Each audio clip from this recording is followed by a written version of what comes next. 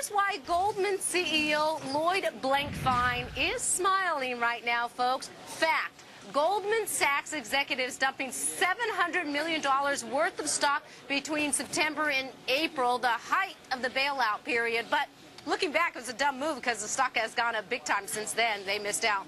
Another fact for you, Goldman's strong earnings probably mean another bonus bonanza. Another fact, Goldman's stock is up 100% over the last 6 months, while the Dow is up just 2%. Smart moves by them Goldman peeps. Fact, Treasury holds warrants that can be converted into Goldman shares, meaning we taxpayers are getting something for our risk. We too, sharing in the big profits over at Goldman. Guess bailout wasn't a bad deal for us after all? Or was it? So you put all those facts together, is there still a good reason to crack down on Goldman Sachs? Let's get the view of a former Goldman investment manager, Yuri Man. That really is his name. Hi, Rebecca. Hi, guys. Yuri, thanks so much for joining us. So, I mean, you know, we were in our morning meeting, boy, we were having a great debate about Goldman Sachs and their profits here. You know, Coaster, he hates the fact that they made the money with bailout money. But wasn't that the intent of the bailout, to make sure these companies are righted and once again are capitalistic and making money? You know, absolutely. We need to stop the vilification of Wall Street. Goldman Sachs is the pinnacle of professionalism on the street. I mean, it's one of the most professional firms in the world. I remember when I participated in the summer associate program and they had all the MBA students memorize their business principles. Business principle number 14 was, I think, you know, honesty and integrity is part of our business. We expect everybody at the firm to have high moral conduct in their business and professional life. Let me finish. Business and professional life. You know, the public is just not giving enough credit to Goldman Sachs and its executives. I mean, maybe you remember the name Brian Moore.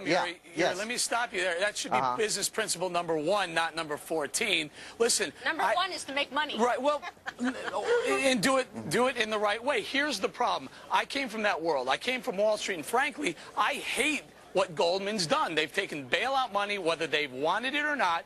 They've taken it and they've used it. They've gone ahead and went after the most aggressive, risky assets in the world, commodities, oil, mortgage-backed securities. The bet paid off, but hey, it's easy to make a risky bet when you know you have a backstop. If you don't have that backstop, it's called moral hazard. If you don't have that backstop, you might not make those bets. And by the way, why shouldn't Bank of America, Citi, and every other bank on the street make those bets? Because now they know, hey, I'll take a shot and I got someone backstopping me. Yeah, Eric. Well, you know, you make a good point, but the reality is those firms didn't make the bet. Goldman Sachs is one of the best managers of risk. I mean, why should we punish a firm that has gone through essentially what is the most difficult financial market in the last 20 years for sure? We should be celebrating their success, and we should, you know, if anyone has been doing something illegal, wait, let me finish. If anybody is doing something illegal, we should prosecute them. But the reality is we have no evidence of anyone doing anything wrong. We shouldn't look at them as a scapegoat. I mean, you know, this reminds me of reading about the Third Reich. You remember, like, Hitler and his cronies were blaming the bankers and ultimately the Jews. Does that sound familiar? I mean, this is just wrong, in my opinion, to try to focus on Goldman, a successful company. What we are upset here, Uri, let's be perfectly clear here.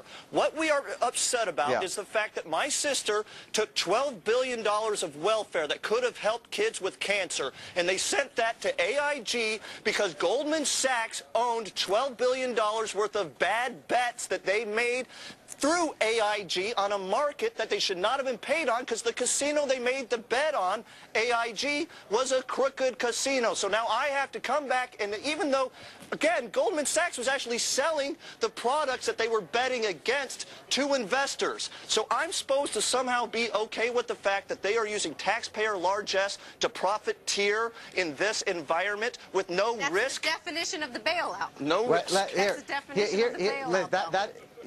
Rebecca's absolutely correct. Listen, it's not Goldman Sachs' fault that they were given money and used it efficiently. They moved money to the right places.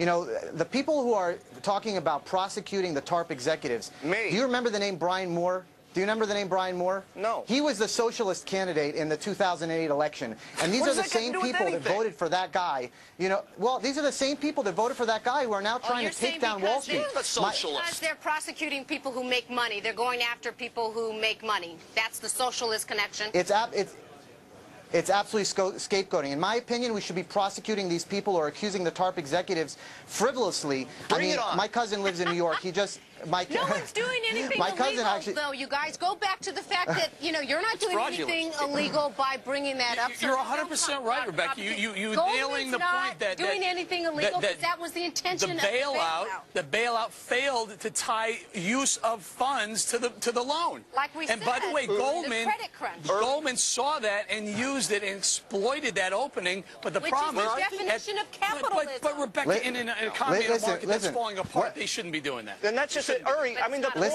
being, how about instead of paying out $20 billion in bonuses, you pay back my $12 billion of welfare that you guys got out of the AIG counterparty crap, 100 cents on the dollar. You should have gotten maybe 1 cent on the dollar because you bought stuff from a firm that didn't have money to pay it.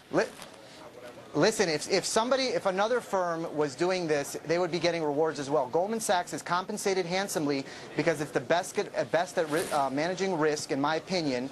And if somebody else could step up to the plate and do so better than they could at a lower cost, and they would be doing so. You know, my cousin, incidentally, by the way, gave birth to a baby girl today. I really hope that there is a Wall Street when she grows up, because, you know, in my opinion, these people who are throwing Wall Street into the Hudson should be prosecuted. Or a Wall Street, but not that tied to government. Thank you. A Wall Street that doesn't use taxpayer largesse to profit. They're always tied to government through the Federal Reserve, though. So that everybody's definition of pure capitalism. Sorry. Uri, thank you so much for joining us. We'll bring Thanks you for your back. time. No I appreciate it, guys. Thank you. Absolutely. All right, okay, man. great. Thank you. Thank you. For the record, the bailout's what destroyed his Wall Street, not me going after the prosecutions. Oh, you on just tap. have the last word, don't you? Yeah, on tap with Tesla Motors, getting only a fraction. Oh my God! Of the welfare help that GM has gotten, can the car maker Tesla remain competitive? We'll ask Tesla's VP of Business Development, Darren O'Connell, when Happy Hour continues here from the Bull and Bear in Waldorf, New York.